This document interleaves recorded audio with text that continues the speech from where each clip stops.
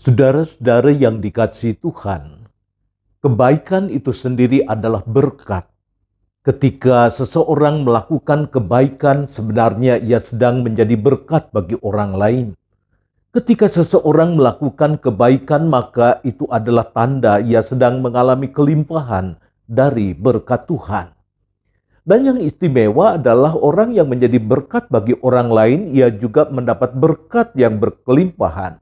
Dan berkat yang disediakan ternyata bisa jauh lebih besar dari yang diberikannya. Mengapa disebut lebih besar? Sebab Alkitab mengatakan apabila kita menyambut nabi sebagai seorang nabi, kita akan mendapatkan upah seorang nabi. Dan apabila kita menyambut orang benar sebagai orang benar, kita akan mendapat upah orang benar. Tentu menyambut di sini bukan hanya sekadar tindakan keramah tamahan belaka, misalnya memberi minum, memberi tumpangan, ataupun memberikan bekal untuk perjalanan dan sejenisnya. Menyambut di sini adalah memperlakukan seseorang sesuai dengan maksud kedatangannya. Nabi adalah seorang yang diutus untuk memperdengarkan suara Tuhan. Seorang yang menyambut nabi adalah seorang yang mendengar dan mentaati nubuatannya dan hidup di dalam kehendak Allah. Jadi kalau kita bersikap ramah tamah kepada seorang nabi, tapi kita tidak mau mendengar nubuatannya, maka betapapun banyak pelayanan yang kita berikan kepadanya menjadi tidak berarti sama sekali.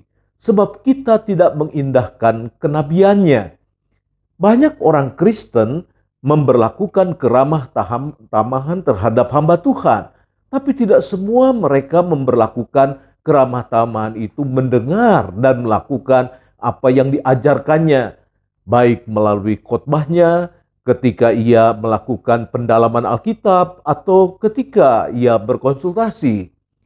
Di dalam perjanjian lama maupun ketika Yesus hidup, banyak orang-orang, pejabat-pejabat, penguasa-penguasa, bahkan imam-imam yang lalim tidak menyukai sosok nabi. Sebab bagi orang yang jalannya bengkok, sosok nabi bagaikan orang yang mengganggu kesenangannya dan mengganggu rasa nyamannya. Jadi pada waktu itu ketika kelaliman beria-ria, tidak ada keramah tamahan untuk seorang nabi.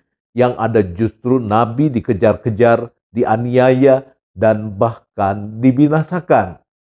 Apabila Yesus diproklamirkan oleh gerejanya sebagai raja, nabi, dan imam, maka murid-murid yang diutus adalah murid-murid yang mengemban tugas untuk menghadirkan kerajaan Allah dan dipanggil untuk menyuarakan karya kenabian di tengah-tengah dunia yang penuh ketidakadilan ini.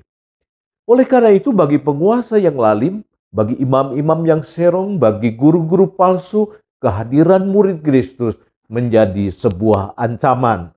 Jadi tidak heran apabila seorang murid Kristus mengalami penindasan sedemikian rupa di dunia yang penuh ketidakadilan ini.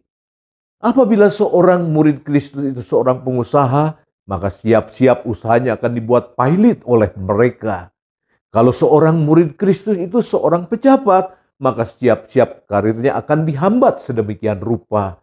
Sebab mereka berpikir apa yang bisa dibuat oleh seseorang apabila ia sudah dibuat menjadi tidak berdaya, kecil di dalam kehidupan ini.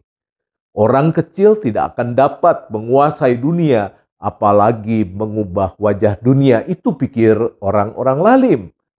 Mereka tidak tahu bagaimana karya Kristus di kemudian hari yang dibuat kecil oleh dunia justru menjadi besar, bahkan menjadi yang terbesar.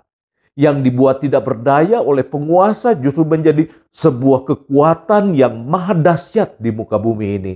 Itu semua oleh karena Allah terus berkarya memakai orang-orang yang mau dipakai menjadi alat di tangan Tuhan untuk menjadi sumber kebaikan, menjadi saluran berkat, sehingga di kerasnya kehidupan para hamba-hambanya masih melihat harapan ketika suara Tuhan masih disambut dan kehendaknya ditaati oleh anak-anak Tuhan. Berbahagialah setiap orang yang terpanggil menabur kebaikan, sebab ia akan menuai kebaikan berlipat kali ganda. Sampai satu saat raja itu akan berkata kepadanya, "Mari, hai kamu yang diberkati oleh Bapakku, terimalah kerajaan yang telah disediakan bagimu sejak dunia dijadikan. Sebab ketika aku lapar, kamu memberi aku makan. Ketika aku haus, kamu memberi aku minum. Ketika aku seorang asing, kamu memberi aku tumpangan. Ketika aku telanjang, kamu memberi aku pakaian. Ketika aku sakit, kamu melawat aku.